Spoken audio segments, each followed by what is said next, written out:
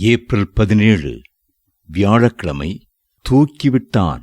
வலது கையினால் அவனை பிடித்து தூக்கிவிட்டான். உடனே அவனுடைய கால்களும் கரடுகளும் பலன் கொண்டது. அவன் குதித்து எழுந்து நின்று நடந்தான்.